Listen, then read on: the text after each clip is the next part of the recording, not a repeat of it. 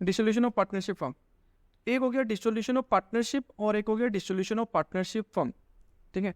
तो dissolution of partnership पहले क्या होता है? Dissolution of partnership involves changes in existing relationship of the partners which may be due to dissolution of partnership पे ना firm बंद नहीं होता, बस ये ध्यान रखना, ठीक है ना।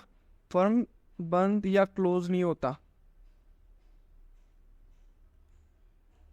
बट सिर्फ चेंजेस हो सकता है पार्टनरशिप में। और चेंजेस किस लिए हो सकता है? एडमिशन के लिए हो सकता है, रिटायरमेंट के लिए हो सकता है, डेथ के लिए हो सकता है, या पुराना सेम वही पार्टनर है but profit sharing ratio change कर लिया, या इंसॉल्वेंसी हो सकता है पार्टनर्स का, ठीक है, या फिर कंप्लीशन ऑफ द वेंचर, कोई काम लिया वो कंप्लीट हो गया, या expiry of the term period, या हम लोग कोई पार्टनरशिप ड्यू कुछ टाइम के लिए बनाया हुआ है, 2 साल 3 साल, वो खत्म हो गया तब, ठीक है।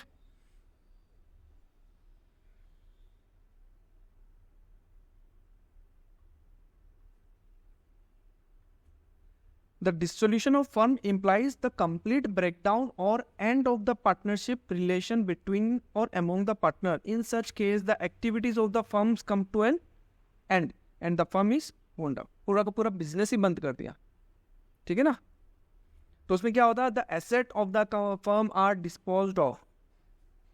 तो जिस डेट पे वो बंद हो रहा है उस डेट में कुछ एसेट रहेगा, कुछ लाइबिलिटीज रहेगा और कुछ कैपिटल रहेगा। तो जितना भी एसेट है सबको बेच देगा और बेचने के बाद जो पैसा आएगा उससे क्या होगा? थर्ड पार्टी लाइबिलिटीज को पेमेंट कर देगा, फिर उसके बाद जो बचा वो पार्टनर्स अपना लेके चला जाएगा कैपिटल के नाम पे, ठीक है। And the claims of the partners are paid after discharging third party और आउटसाइड पार्टी लाइबिलिटी, ठीक है। मोटामोटी बेसिक तो समझ गया। ये भी देख लेना, इजी है पर सिंपल है, इंग्लिश लैंग्वेज में समझ में आ जाएगा। मोड्स ऑफ डिसोल्यूशन, ये एग्जाम में कितने बार आता है? एग्जाम में थ्योरी क्या क्या मोड्स है? डिसोल्यूशन बाय एग्रीमेंट, एग्रीमेंट करके डिसोल्यूशन कर लिया, या कंपलसरी डिसोल्यूशन हो गया, dissolution on the happening of certain contingency, contingency मतलब हाँ फ्यूचर इवेंट्स पे, ठीक है। Dissolution by notice of partnership at will, और डिसोल्यूशन बाय कोर्ट। अब एक एक करके देखते हैं क्या होता है। डिसोल्यूशन बाय एग्रीमेंट क्या बोलता है? Under the section 40 of the Indian partnership act, the firm may be dissolve with consent of all the partners or in accordance with the contract between the partners. Consent मतलब हाँ सहमति से, ठीक है ना। कंपल्सरी डिसोल्यूशन क्या होता है? Under section 41 of the Indian partnership act, a firm is dissolve by adjudication, या एडजुडिकेशन का मतलब क्या होता है? लीगल प्रोसेस थ्रू कोर्ट, ठीक है ना।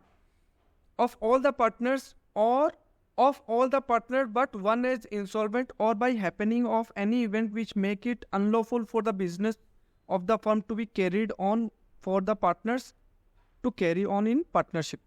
कोई भी एक इंसॉल्वेंट हो गया या ऐसा कुछ हो गया कि इसको कैरी नहीं कर सकता है, तब डिसोल्यूशन हो सकता है, ठीक है। Compulsory dissolution breakdown. Dissolution on the happening of certain contingency, इसमें क्या आता है? If constituted for a fix term by expiry of that term. हम लोग मान के चल रहे हैं कि हम लोग 1 साल तक ये काम करेगा पार्टनरशिप डेट में, मान लो वो काम ही 1 साल का ही है, उसके बाद वो बंद हो जाएगा, तब वो हो सकता है, ठीक है। If constituted to carry out one or more adventures or undertaking by completion thereof, ठीक है, by death of the partner or by adjudication of the partner as insolvent, या कोई भी पार्टनर है कि इंसॉल्वेंट हो गया तो, ठीक है। Dissolution by notice of partnership at will, under section 43 of the Indian Partnership Act, where the partnership is at will, the firm may be dissolved by any partner giving notice in writing to all the other partners of his intention to dissolve the firm। कोई भी एक partner notice दे सकता है कि हम ये firm dissolve करना चाहता है, ठीक है। वो खुद का मन से नहीं कर सकता है, अकेला वो नहीं कर सकता है, उसका उतना राइट नहीं है, बट वो नोटिस दे के सारा सहमति होगा तभी जाके वो डिसॉल्व होगा, ठीक है। The firm is dissolved as from the date mentioned in the notice as the date of dissolution if no date is mentioned as from the date of the communication of notice। Dissolution by court, court आदेश दे दिया कि ये firm को बंद कर दो। कब हो सकता है? इंसिडेंटली, कोई एक पार्टनर पागल हो जाता है तब। परमानेंट इनकैपेसिटी, कोई भी पार्टनर इनकेपेबल है बिजनेस को चलाने के लिए, तब। मिसकंडक्ट करे कोई भी एक पार्टनर तो कोर्ट में केस कर सकता है, तो कोर्ट बोल दिया कि चलो ठीक है फॉर्म ही बंद कर दो, ठीक है। ब्रीच ऑफ एग्रीमेंट, एग्रीमेंट जो किया हुआ है उसको तोड़ दिया कोई भी एक पार्टनर, तब हो सकता है। ट्रांसफर ऑफ इंटरेस्ट, कोई भी एक पार्टनर अपना इंटरेस्ट मतलब शेयर ऑफ प्रॉफिट जो है किसी और को ट्रांसफर कर दिया, तब, ठीक है। या कंटिन्यूड लॉसेस, बार बार लॉसेस ही चल रहा है तो उसको कैरी करने का कोई फायदा नहीं है, या अदर ग्राउंड, इसको छोड़ के बाकी कुछ जो होगा तो अदर ग्राउंड्स में आ जाएगा, ठीक है।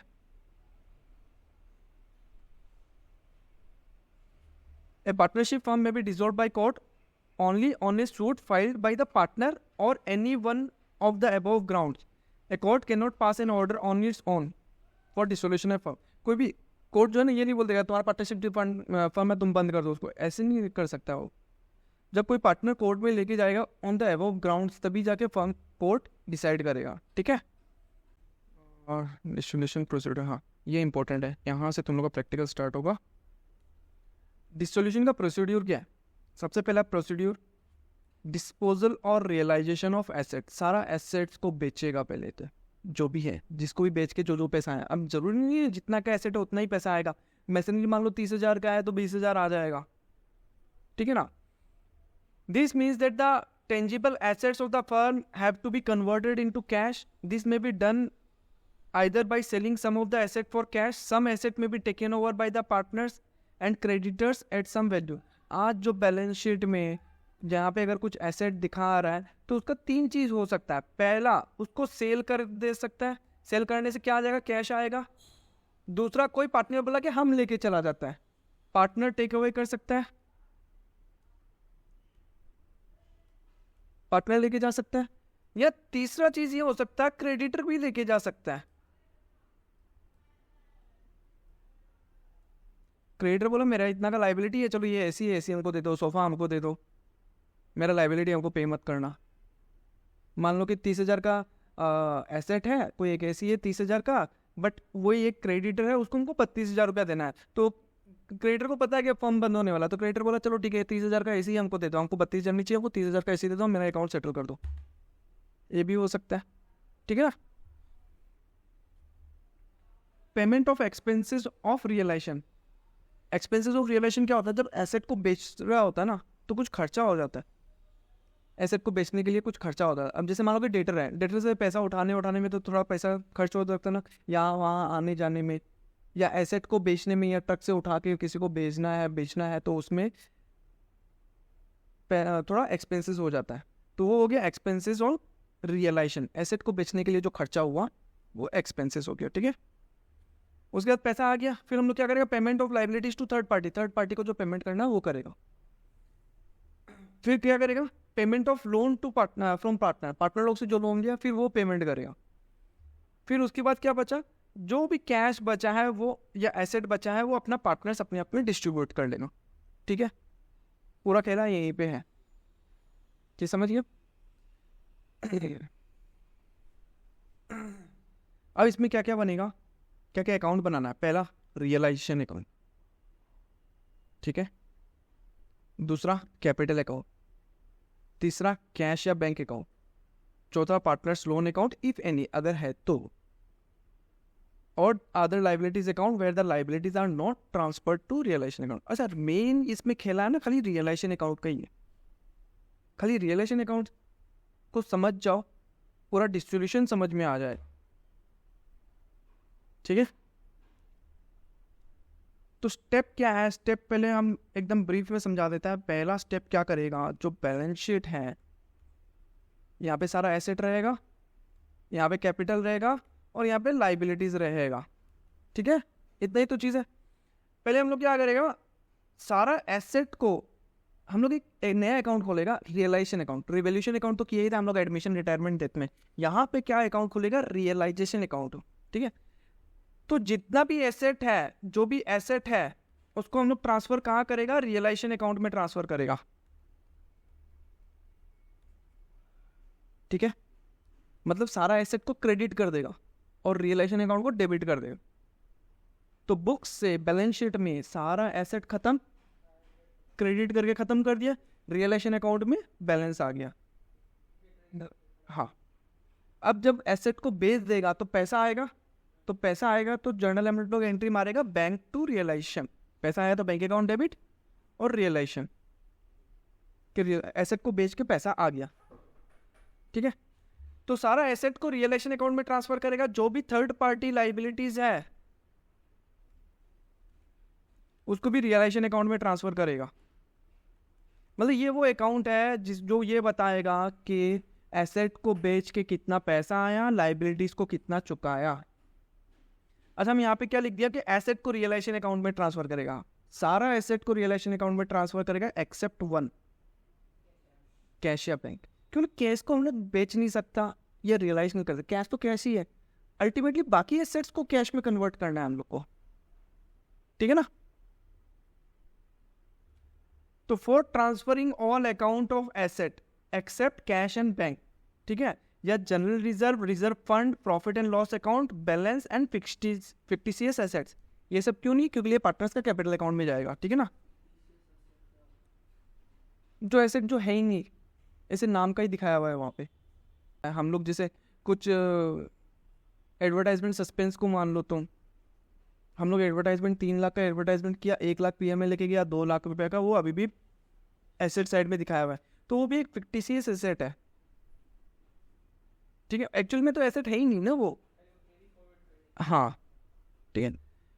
तो ये सब खाली कैश एंड बैंक रह जाएगा और बाकी ये सब क्या कैपिटल अकाउंट में ट्रांसफर हो जाएगा। उसके अलावा जितना भी एसेट है सारा रियलाइजेशन अकाउंट में ट्रांसफर करेगा। तो रियलाइजेशन अकाउंट डेबिट करेगा at book values of each asset, जो बैलेंस शीट में बुक वैल्यू दिखाएगा उतना, to individual asset account, plant and machinery, debtor, stock, ठीक है, फर्नीचर वगैरह सब एक एक नाम लिख के करेगा, ठीक है।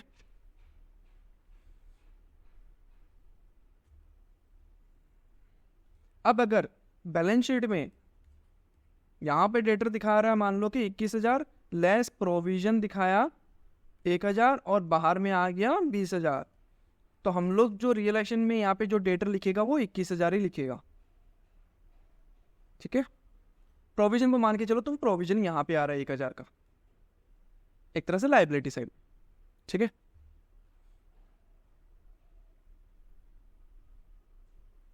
For transferring third party liability, liability क्या बैलेंस दिखाता है, क्रेडिट बैलेंस, उसको खत्म करने के लिए हम लोग क्या करेगा, डेबिट। तो सारा लाइबिलिटीज जो थर्ड पार्टी लाइबिलिटीज है उसको डेबिट कर दिया और रियलाइजेशन अकाउंट में क्रेडिट कर दिया। तो एक तरफ मेरा जमा हो गया सारा एसेट और एक तरफ मेरा जमा हो गया सारा लाइबिलिटीज, नहीं एडजस्ट नहीं हुआ, इसका कॉन्सेप्ट आगे आएगा, बस इतना ध्यान रखो, एक तरफ सारा एसेट हो गया, एक तरफ सारा लाइबिलिटीज हो गया, ठीक है।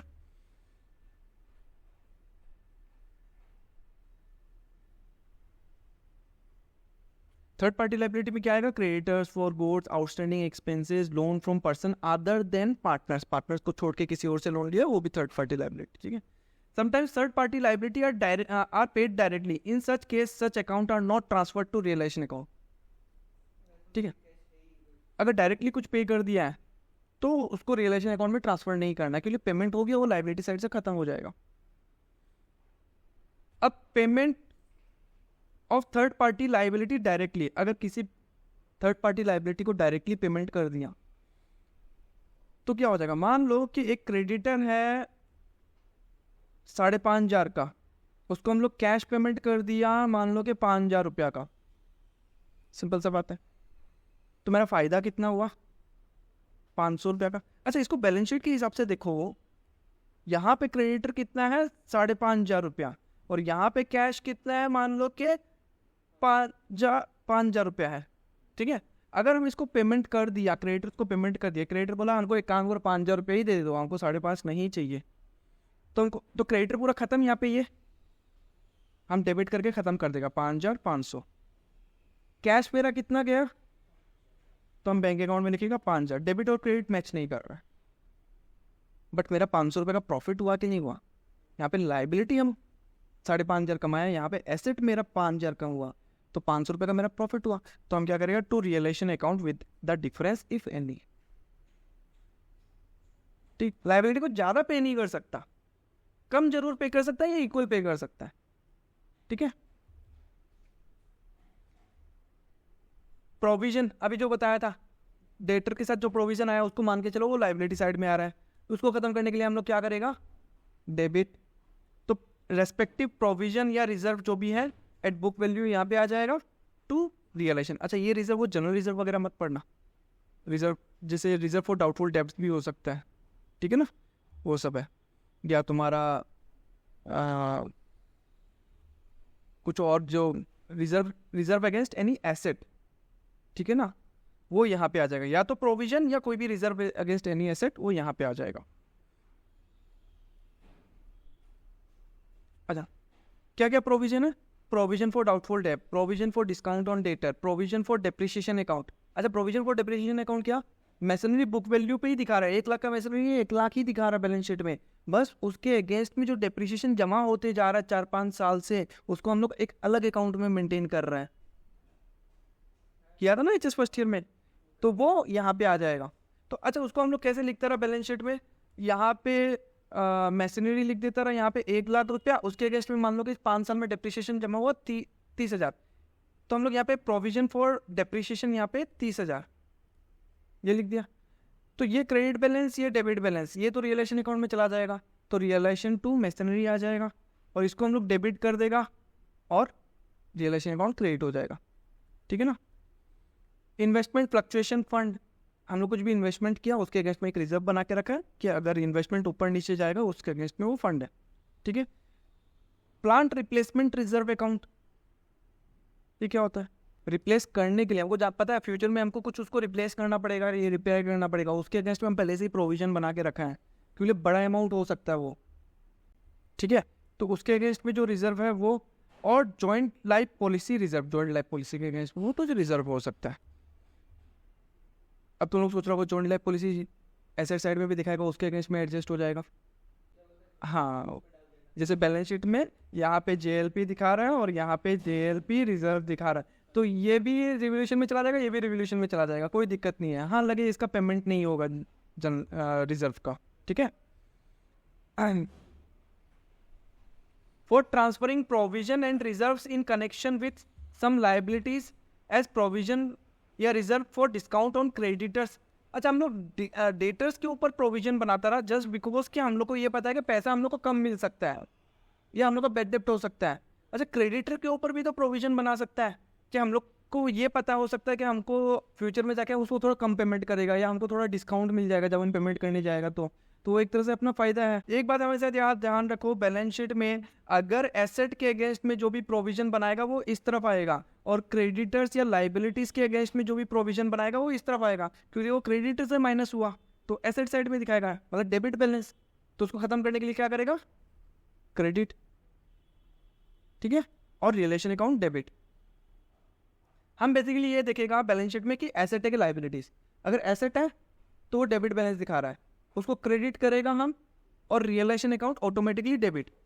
लाइबिलिटीज है, उसको अगर ट्रांसफर करेगा रियलाइजेशन अकाउंट में तो क्रेडिटर्स या लाइबिलिटीज क्या बैलेंस दिखाता है? Credit balance. उसको खत्म करने के लिए हम डेबिट करेगा और रियलाइजेशन अकाउंट ऑटोमेटिकली क्रेडिट में आ जाएगा। ठीक है।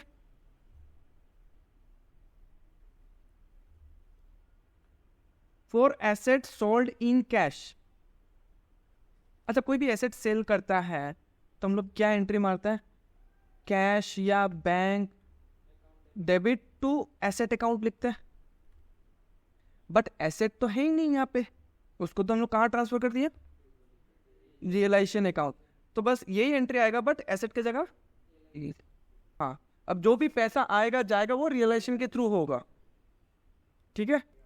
नाम इसलिए नहीं लिखना पड़ेगा क्योंकि पहले ही ट्रांसफर कर दिया, तो बैलेंस शीट खत्म, समाप्त हो गया वो। अब कुछ भी एसेट नहीं है, कुछ भी लाइबिलिटीज नहीं है। अब जो है रियलाइजेशन अकाउंट में है जो भी। अब यहाँ पे बैंक अकाउंट देख लेना, पैसा आ रहा है तो बैंक अकाउंट डेबिट और रियलाइजेशन अकाउंट क्रेडिट, और पैसा जा रहा है जैसे पेमेंट कर रहा है क्रेडिटर्स को, बिल्स पेबल को, तो पैसा जा रहा है तो बैंक अकाउंट हम क्रेडिट करेगा और रियलाइजेशन अकाउंट डेबिट हो जाएगा।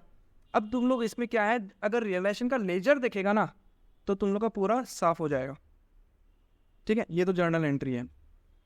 For sale of any unrecorded asset including goodwill. अच्छा, मेरा उस टाइम में जिस टाइम में डिसोल्यूशन हो रहा था तो हम लोग थोड़ा ऑफिस को सफा कर रहा था, तो उसमें से एक अनरिकॉर्डेड एसेट निकल गया। अब उसको भी बेचने से पैसा आएगा, बट वो बुक्स में है नहीं। अब बुक्स में है नहीं तो वो रियलाइजेशन में भी ट्रांसफर नहीं हुआ। ठीक है। तो सिंपल सा बात है, उसको बेचेगा तो क्या एंट्री होगा? Bank to asset. सेम वही बात है, बैंक टू एसेट होगा, बट वो तो बुक में तो है ही नहीं ना, बुक्स में बैलेंस शीट में है ही नहीं। एसेट की जगह क्या आ जाएगा? रियलाइजेशन। क्या? हाँ, वो है एंट्री, बैंक टू रियलाइजेशन। फायदा हो गया ना, एक अनरिकॉर्डेड एसेट आ गया, अपना फायदा हो गया वो चीज़, वो डायरेक्टली प्रॉफिट हो गया, प्रॉफिट भी चला जाएगा। जैसे रिवोल्यूशन का प्रॉफिट जाता है ना पार्टनर्स कैपिटल में, यहाँ पे भी प्रॉफिट होगा, वो profit net profit capital account में जाएगा। अब जैसे मान लो कोई एसेट है, 1 लाख का एसेट है, हम लोग 1.5 लाख में बेच दिया, 50,000 का प्रॉफिट, ठीक है। और लाइबिलिटीज़ है, लाइबिलिटीज़ 50,000 का लाइबिलिटीज़ है, हम लोग 40,000 पेमेंट किया उन लोग को, वहाँ पे 10,000 का प्रॉफिट, नेट प्रॉफिट कितना हुआ 60,000 का, तो वो तो कैपिटल में एडजस्ट होगा ही ना। अल्टीमेटली एसेट का वैल्यू अगर ज़्यादा आ रहा है तो पार्टनर लोग को फायदा हो रहा है, और लाइबिलिटीज कम पेमेंट कर रहा है तो पार्टनर लोग को भी फायदा हो रहा है कि नहीं। तो कोई भी एक अनरिकॉर्डेड एसेट है वो आ गया, अचानक से मिल गया, तो बैलेंस शीट में है नहीं, तो वो रियलाइजेशन में भी नहीं गया, बट हाँ उसको बेचने से वैल्यू आ जाएगा, तो क्या आ जाएगा, बैंक टू रियलाइजेशन, ठीक है। 2 बार आ गया कि for any unrecorded asset taken over by partner, same वही ऊपर वाला entry, bank to realisation, but ध्यान रखना ये बेचने से पैसा आया, बट कोई पार्टनर लेके चला जाता है तो पैसा तो आएगा नहीं, तो बैंक को काट के हम लोग क्या लिख देगा, पार्टनर्स कैपिटल अकाउंट।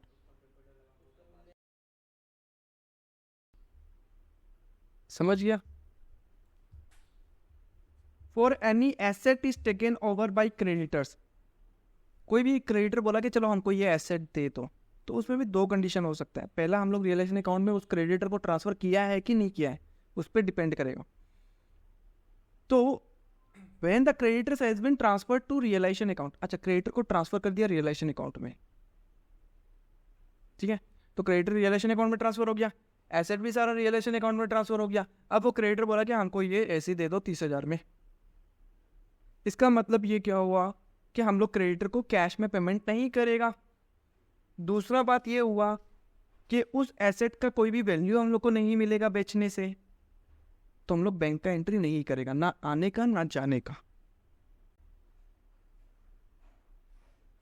अच्छा, when the creditors has not been transfer to realisation account, realisation account में ट्रांसफर नहीं किया, तो क्या हो जाएगा, क्रेडिटर अकाउंट टू रियलाइजेशन, क्योंकि क्रेडिटर का बैलेंस दिखाएगा ना, तो उसको डेबिट करके खत्म कर देगा, और टू रियलाइजेशन, ठीक है। For payment of realisation expenses incurred by the firm, अच्छा फर्म ये बोल रहा है कि जो भी एक्सपेंसेस होगा रियलाइजेशन का वो हम पे करेगा। खर्चा किसका हुआ, वो बिजनेस का। अच्छा, अगर बिजनेस ही पैसा दे देता है, मान लो कि 1,000 रुपया खर्चा हुआ है रियलाइजेशन का, तो बैंक का पैसा चला गया, बैंक अकाउंट क्या हो जाएगा, credit, realisation account automatically debit, जो फिल इन द ब्लैंक्स रह गया उसको रियलाइजेशन अकाउंट कर दो। तो रियलाइजेशन टू बैंक या कैश जैसे भी जा रहा हो 1,000 रुपया, ठीक है। दूसरा कंडीशन ये हो सकता है, पार्टनर ये बोला कि रियलाइजेशन का 1,000 रुपया चलो एक बार हम दे देते हैं, बाद में आप हमको दे देना, फर्म को ये बोला। अच्छा, फर्म का कोई भी कैश गया उस वक्त नहीं गया ना, यही एंट्री आएगा, सेम यही एंट्री आएगा, बट कैश या बैंक की जगह क्या आ जाएगा, पार्टनर्स कैपिटल अकाउंट बढ़ा दिया, फ्यूचर में जाके उसको मिल जाएगा, ठीक है।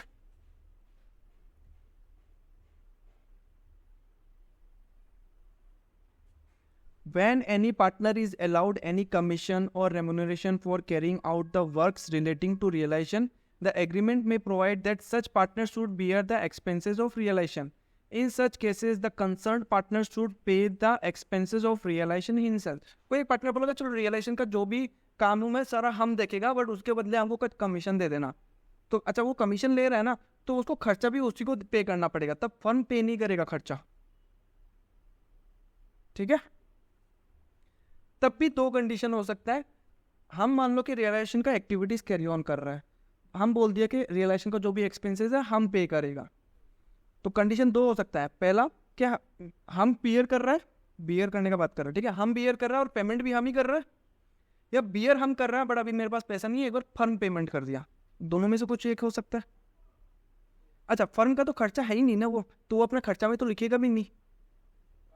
अगर पेड बाय द फर्म, अगर फर्म पे कर रहा है तो सिंपल सा बात है, ध्यान रखो फर्म का पैसा जा रहा है, तो बैंक अकाउंट या कैश अकाउंट क्रेडिट हो जाएगा 1,000 रुपया से, और पार्टनर्स कैपिटल अकाउंट डेबिट कर दिया क्योंकि पार्टनर्स से वापस लेगा, उसका कैपिटल अकाउंट ही कम कर दिया। ठीक है, तो कहीं पे भी रियलाइजेशन नहीं लिखा। रियलाइजेशन इसलिए नहीं लिखा क्योंकि बिजनेस का वो खर्चा नहीं है, वो खर्चा है पार्टनर का, वो पार्टनर बियर करे। दूसरा पेड बाय द पार्टनर। अच्छा, पार्टनर अगर बियर कर रहा है तो बिजनेस का तो कोई खर्चा नहीं जाएगा, है कि नहीं? तो बिजनेस का बुक्स में कोई एंट्री नहीं होगा। खर्चा तुम्हारा, पेमेंट तुम कर रहा, मेरा बुक से ना पैसा गया ना मेरा खर्चा हुआ, तो हम क्यों एंट्री करें? ठीक है,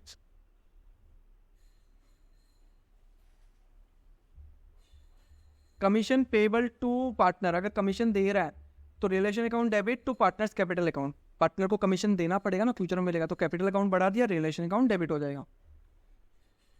for payment of third party liabilities, third party को अगर पेमेंट कर रहा है तो क्या हो जाएगा? Realisation account debit to cash, cash जा रहा है अपना।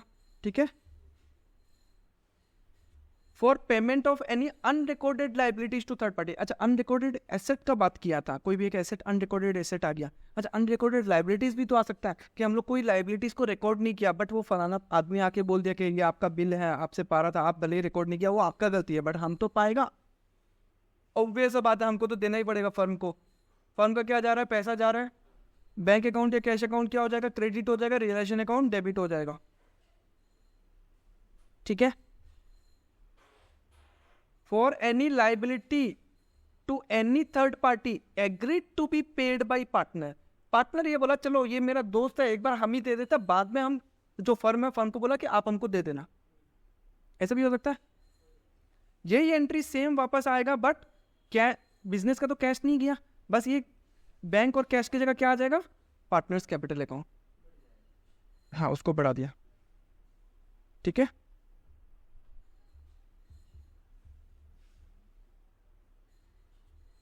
इतना तक समझ में आया है?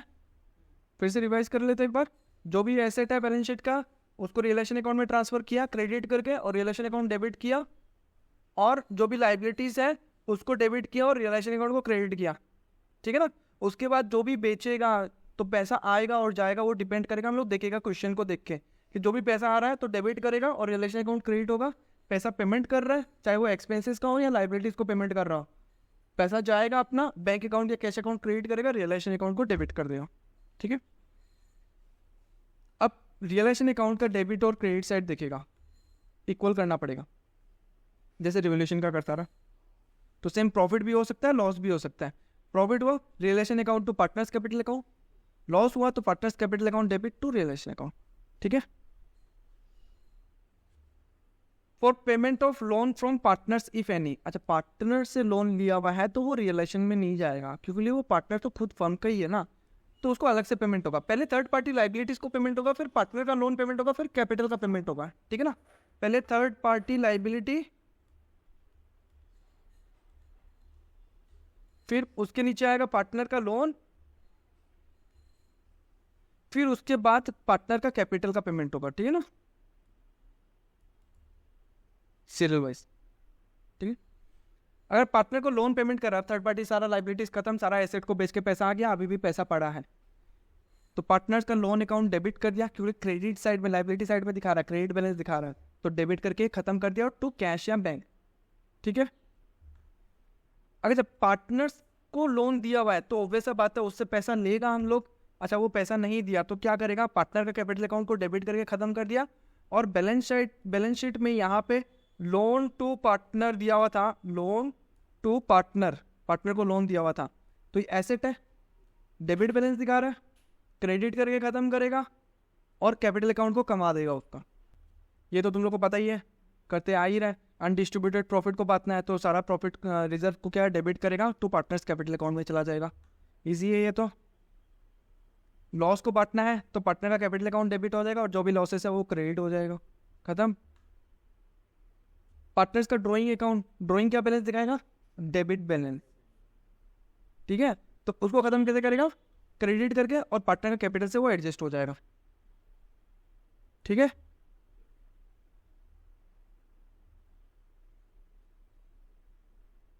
अच्छा, पार्टनर का कैपिटल अगर फिक्स्ड है तो दो अकाउंट बनता है, करंट और फिक्स्ड, करंट और कैपिटल अकाउंट। तो जो करंट अकाउंट का जो बैलेंस है, जो बैलेंस शीट में दिखा रहा है, all transfer of reserve, accumulated profit, accumulated losses, realization of profit and losses, that is all transactions should be done through current account. Realisation का प्रॉफिट भी करंट अकाउंट में आएगा, एक्यूमुलेटेड प्रॉफिट जो है जनरल रिजर्व वगैरह वो भी current account में जाएगा, लॉसेस जो है वो भी करंट अकाउंट में जाएगा, फिर उसके बाद जो बैलेंस है वो कैपिटल में चला जाएगा, मेन कैपिटल अकाउंट में, ठीक है। Lastly the balance of the current account will be transfer to their respective capital account. The final settlement of the account of the partner will be done through capital account, ठीक है। तो current account zero हो जाएगा, अब जो भी final payment करेगा capital account के थ्रू पेमेंट करेगा।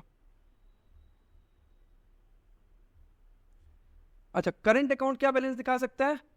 डेबिट भी और क्रेडिट भी। अगर डेबिट बैलेंस दिखा रहा है तो क्रेडिट करके खत्म करेगा और पार्टनर का कैपिटल अकाउंट डेबिट हो जाएगा। अगर क्रेडिट बैलेंस दिखा रहा है तो हम डेबिट करेगा और पार्टनर्स का कैपिटल अकाउंट क्रेडिट कर देगा, ठीक है।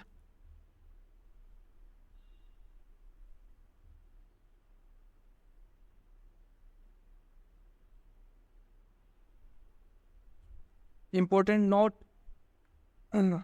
अब सारा एसेट बेचने के बाद और सारा लाइबिलिटीज पेमेंट होने के बाद जो कैश है, जो कैश बचा है वो इक्वल टू कितना होना चाहिए?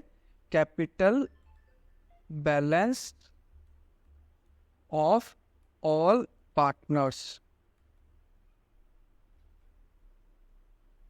ठीक है। जो कैपिटल लास्ट में आएगा उतना बैलेंस होना पड़ेगा, क्योंकि सिंपल सा बात है, capital plus liabilities is equal to asset. तो यहाँ से लाइबिलिटीज पेमेंट किया तो एसेट हो, वैसा बात है थोड़ा कम हो गया, तो उसके बाद जो कैश बचा वो कैपिटल के बराबर तो होगा।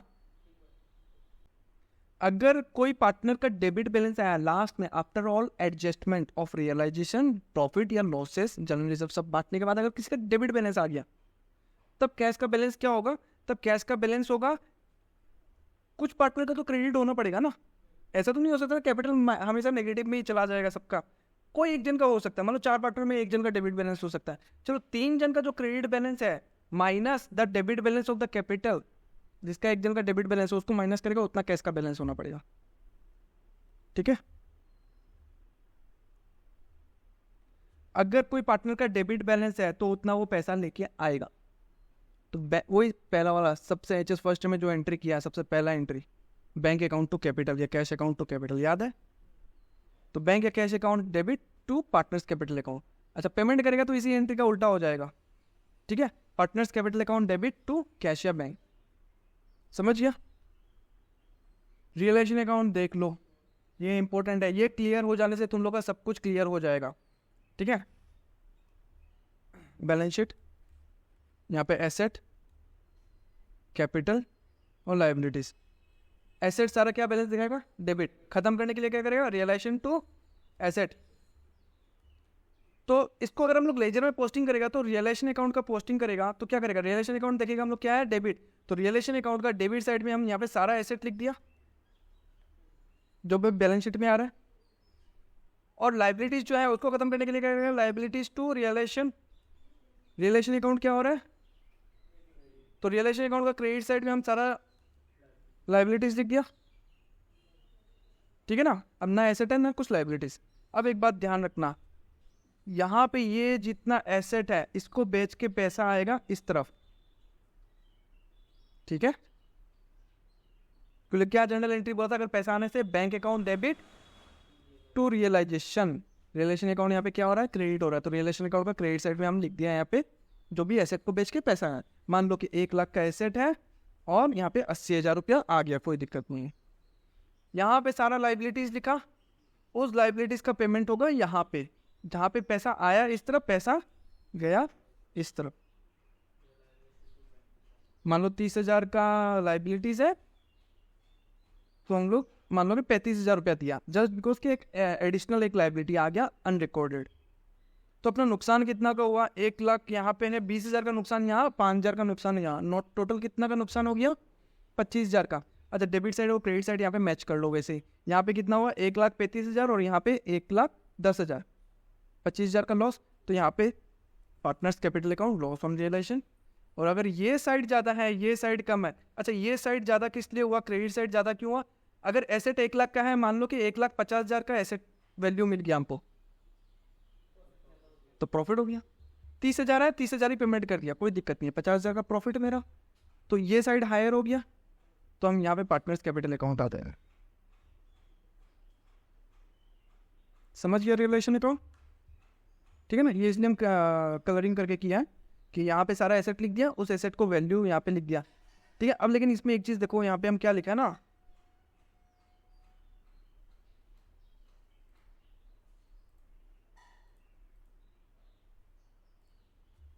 यहाँ पे बाई कैश लिखा, एसेट रियलाइज, और अगर एसेट बेचा नहीं, कोई पार्टनर लेके गया तो पार्टनर के नाम पे लिख दिया कि by partners capital account asset taken over, ठीक है।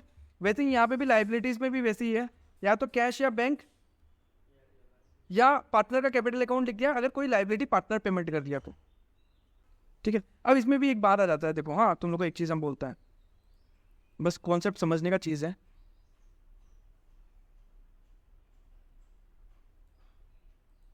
मान लो यहाँ पे सन्ड्री डेटर है 21,000 का, उसके अगेंस्ट में प्रोविजन फॉर बेड डेप्ट है 1,000 का। प्रोविजन को पेमेंट कर सकता है क्या हम लोग? नहीं कर सकता ना, तो इसलिए यहाँ पे कोई वैल्यू नहीं आएगा, इसका कोई पेमेंट नहीं होगा उसका।